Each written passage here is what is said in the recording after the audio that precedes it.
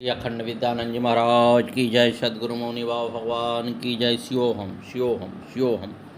माता पितादि तनयादि न मे कदाचित् जातं मृतं न च मनो न च मे कदाचित् निर्व्यालकूलं स्थिरमिदं परमार्थतत्त्वं ज्ञानामृतं समरसं गगनोपहम्। दत्तात्रेय जी कहते हैं, आत्मा ज्ञान अमृत समरस एवं आकाश तुल्य है। संपूर्ण सृष्टि आत्मा है, उससे भिन्न कुछ भी नहीं है। इसलिए न उनके कोई माता पिता हैं, न पुत्र आदि ही हैं। न वह जन्मता है, न वह मरता है। मैं वही आत्मा हूँ। मैं मन भी नहीं हूँ, इसलिए मैं व्याकुल भी नहीं होता। व्याकुल केवल मन ही होता है, आत्मा कभी व्याकुल नहीं होती। मैं वही परमार्थ तत्व आत्मा हूँ।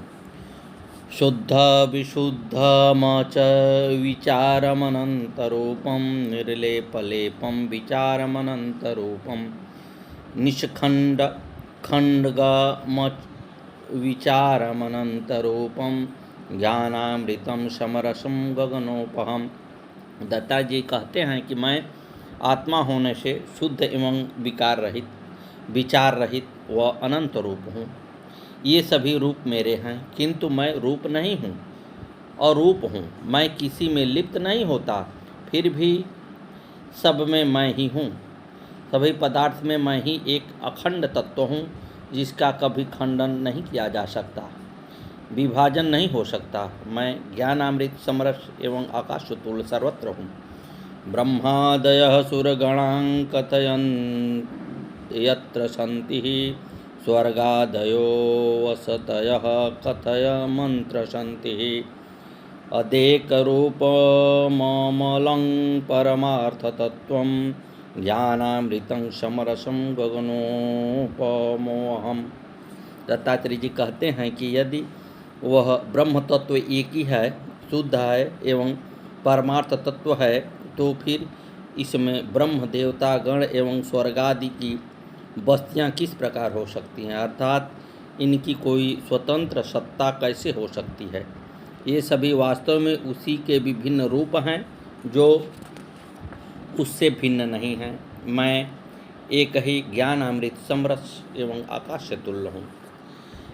निर्नेतिमिमलो हि कथं वदामि, निःशेषशेष विमलो हि कथं वदामि, निर्लिप्पलिङ्गविमलो हि कथं वदामि, ज्ञानामृतं समरसं गगनोपमोऽहम्।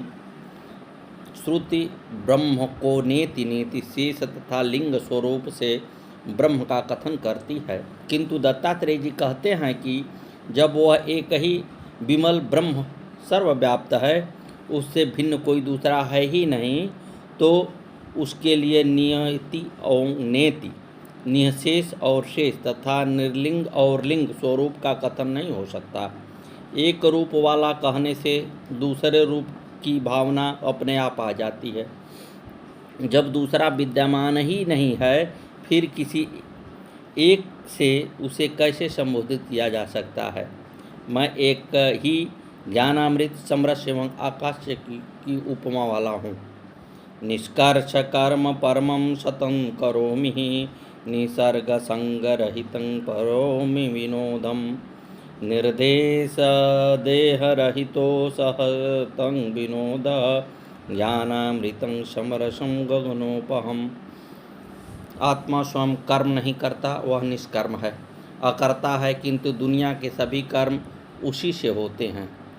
वह न निसंग है, न उसका किसी से संग है, फिर भी विनोद रूप में वह सभी के संग है। वासना के कारण संग नहीं है, वह निर्देश एवं देह दोनों से रहित है, फिर भी सदा आनंद में रहता है। उसकी सारी प्रक्रियाएं विनोद रूप लीलावश ही होती हैं, वासना एवं कामना से नहीं होती। दत्तात्रेय जी कहते हैं कि मैं वही आत्मस्वरूप हूँ, जो ज्ञानामृत समरस एवं आकाश से तुल्य है। सद्गुरुदेव भगवान की जय। श्री मौनी बाबा भगवान नमो नमः। सद्गुरुवे नमः, सद्गुरुवे नमः, सद्गुरुवे नमः। श्री सद्गुरुवे नमः, श्री सद्गुरुवे नमः, श्री सद्गुरुवे नमः। श्री सद्गुरुदेवता भगवान की जय। रघुवीर मास्टर जी गुरुजी मौनी बाबा भगवान के अतरंग भक्तों में से एक हैं। मास्टर जी कहते हैं कि मौनी बाबा भगवान उनके गांव में होकर निकलते थे। कहीं दर्शन हो जाते तो ये उनके चरण स्पर्श कर लिया करते थे।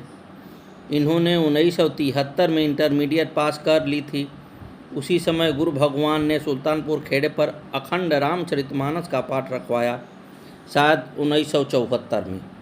ये रामायण पढ़ने के शौकीन थे। तब अपने गांव के सूरजपाल दादा, देबू शिशुपाल दादा, कमल सिंह ताऊ आदि के साथ ये रामायण पढ़ने जाने लगे। वहीं से इनका गुरु भगवान मौनी बाबा से संपर्क हुआ और ये उनके पास आने जाने लगे और बैठने लगे। तब इनकी नौकरी न थी। सलेमपुर वाली मड़ैया पर घर अतर सिंह के यहाँ कीर्तन हुआ तो मौनी बाबा भगवान इन्हें लिवा गए थे। उस समय ये खूब कीर्तन करते थे, ढोलक भी बजा लेते थे। सलेमपुर में एक स्कूल था जिसके मैनेजर का नाम था सूरज। मौनी बाबा भगवान रघुवीर सिंह को वहाँ ले गए और मैनेजर से कहा, तुम्हारे स्कूल में जगह हो तो इन्हें लगा ले। परंतु वहाँ केवल जाटों के लिए स्थान था। अतः गुरु भगवान ने फिर वराल में रामकली मेमोरियल स्कूल में इनकी नौकरी लगवा दी। वर्ष सन 2080 बराल में बटानंद के फूफा पंडित देवी राम शर्मा के जरिए गुरुजी मौनी बाबा ने इनकी नौकरी लगवा दी। ये रोज़ साइकिल से आने जाने लगे। दोनों ओर से 52 किलोमीटर का चक्कर लगता था। उसके 5 स्कूल थे। एक वर्ष बचा तो उन्होंने 1981 में इन्हें अपने लाखावटी वाले स्कूल में भेज दिया। वहाँ ये हेड के पद पर रहे। यह जगह इनके गांव से ज़्यादा दूर न थी, 14-15 किलोमीटर दूर ही जाना पड़ता था। गुरु भगवान मौनी बाबा वहाँ तक पैदल आ जाया करते थे। ये 1986 तक वहाँ रहे। स्कूल में गुरु भगवान का कीर्तन भी हुआ करता था। सतगुरुदेव भगवान। इसी बीच ये दिन में तो स्कूल जाते और रात में मौनी बाबा के पास बैठते और वहाँ सो जाया करते थे। भोर में उठकर वापस आ जाया करते थे। उन दिनों गुरु भगवान बनवारीपुर में शकुंतला देवी, सूरजपाल दादा आदि के घर निवास कर रहे थे।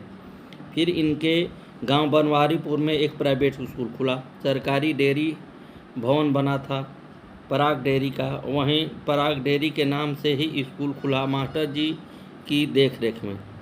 उस समय गुरु भगवान सुल्तानपुर रह रहे थे। इनका यही कर्म जारी रहा, दिन में नौकरी और रात में मौनी बाबा भगवान के पास सोना।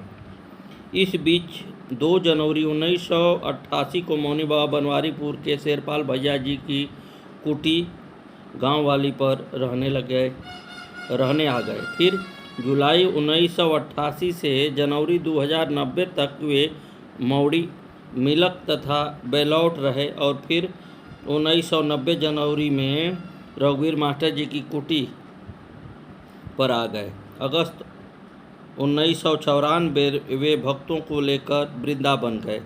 सितंबर अक्टूबर 1994 में उन्होंने मास्टर जी को क्रोध दिखाकर भगा दिया और जटपुरा के भक्त रामवीर के खेत पर कुटी में आ गए। कुछ समय वहां रुके। वहां से फिर पटुरी आए और 10 महीने तोताराम पंडित जी के घर रहे। फिर 20-25 दिन घुघरावली रहकर 1996 में मौड़ी सलेमपुर चले गए। सलेमपुर में गुरुजी पदम सिंह बाबा के और आदेश बहन जी के घर रुके थे। मौड़ी आश्रम 1997 में जनसाधारण के कल्याण हेतु खुल गया। फिर गुरुजी मौनी बाबा ने जटपुरा से दूसरे आश्रम की स्थापना कर दी। इसकी देखरेख प्रेमपाल सिंह और उनकी पत्नी संतोष को सौंपकर फिर उन्होंने बगियाने में भी शक्तियों का आश्रम बनवाया और वहां राम अवतार स्वामी जी को नियुक्त कर दिया।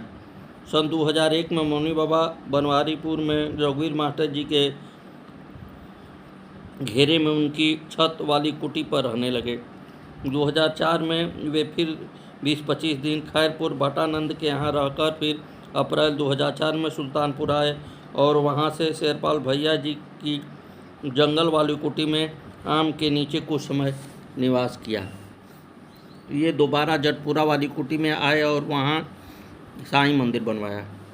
वे बीच बीच में अरु सेठ के घर बुलंदशहर में और घुघरावली रामा पंडित जी के घर रहे। वे सब जगह आते जाते और कई कई दिन रुकते थे। फिर वे घुघरावली में रामा पंडित जी की छत पर शीशे वाले बरामदे के ऊपर 2 वर्ष रहे और गाजियाबाद गणेश पंडित जी के घर नीचे वाले कमरे में रहे और बीच बीच में गाजियाबाद योगेश हरिकेश के घर और नोएडा में हलपुरा के राकेश के घर रहे। इसके अतिरिक्त वे अपने अनेकों भक्तों के घर जाते आते रहते थे। भक्त लोग जो भी पैसा देते थे उसका हिसाब मौनी बाबा भगवान ने रघुवीर मास्टर जी को सौंपा था। जून 1988 में ये लोग एक शादी में जन्मभूमि गए। कुछ भक्तों ने शिकायत की कि शादी के लिए पैसा इकट्ठा करने को मास्टर ने पंचायत की। तब गुरु भगवान ने इनसे हिसाब लेकर कलावन के कुंवरपाल मास्टर जी को सौंप दिया। रघुवीर सिंह कहते हैं कि यह अच्छा ही हुआ, उनकी बुद्धिमानी व सेवा की लोग कद्र न करते थे। गुरु जी से शिकायतें ही किया करते थे। 1990 में कुंवरपाल जी ने यह जिम्मेदारी छोड़ दी और दोबारा रघुवीर मास्टर जी को ही मिली। फिर 1990 से 2010 तक इन्हीं की देखरेख में हिसाब किताब होता रहा। मास्टर जी कहते हैं कि सन 1988 से 1994 तक गांव के सरकारी स्कूल में 26 जनवरी और 15 अगस्त को मौनी बाबा भगवान ने ही झंडा फहराया। वे जब गांव से निकलने थे लोग इनके पीछे दूध लेकर दौड़ते थे। बाबा कहते, अरे बच्चों को पिला दे हो। यदि कोई बहुत जिद करता तो मौनी बाबा उससे उंगली डुबाकर जीभ पर रख लिया करते। मौनी बाबा भगवान नागा व नाथ पंथी साधु सभी का सम्मान करते थे। दत्तात्रेय भगवान के 3 मुख हैं, नंद, नाथ और नागा। मौनी बाबा नंद पंथ के थे। रघुवीर मास्टर जी कहते हैं कि एक बार मौनी बाबा ने बातों बातों में ही उन्हें बताया था कि उन्होंने 14 अगस्त 1947 को फौज छोड़ी। आज़ादी से पहले बाबा फौज में थे। इन लोगों को बताया गया कि देश आज़ाद हो जाएगा तब आप इस सब इंडियन आर्मी में माने जाओगे। यदि आप में से कोई फौज छोड़कर घर वापस जाना चाहे तो वह लिख कर दे सकता है, उन्हें डिस्चार्ज कर दिया जाएगा। तब मौनी बाबा ने फौज की नौकरी छोड़ दी और घर आ गए। कुछ समय बाद वे पीएससी में भर्ती हो गए, परंतु रात में कंपनी कमांडर कहा करते कि खेत में से सब्जी तोड़ लाओ। इन्हें ये सब करना अच्छा नहीं लगता था और इन्होंने पीएससी से त्यागपत्र दे दिया। घर आकर ये भजन पूजा शुरू कर दिए। इनके बड़े भाई सुग्रीव चौबे चाहते थे कि उनकी तरह ये भी पुरोहिती कर्मकांड इत्यादि करें, परंतु इनका मन इस ओर न था। वैराग्य बढ़ने पर एक दिन इन्होंने अपनी फौज का यूनिफॉर्म पहनी और फौज से मिले 3 मेडल यूनिफॉर्म पर लगाकर वे घर से निकल गए। लोगों ने पूछा, चौबे जी कहाँ जा रहे हैं? तो आप बोले कि हम बनारस जा रहे हैं। बनारस में गंगा के राजघाट पुल पर पहुंचकर आपने मेडल सहित यूनिफॉर्म को गंगा में प्रवाहित कर दिया और गंगा के किनारे किनारे पूर्व दिशा की ओर चल दिए। सद्गुरुदेव भगवान की जय। श्री मौनी बाबा भगवान नमो नमः। आगे की कथा कल।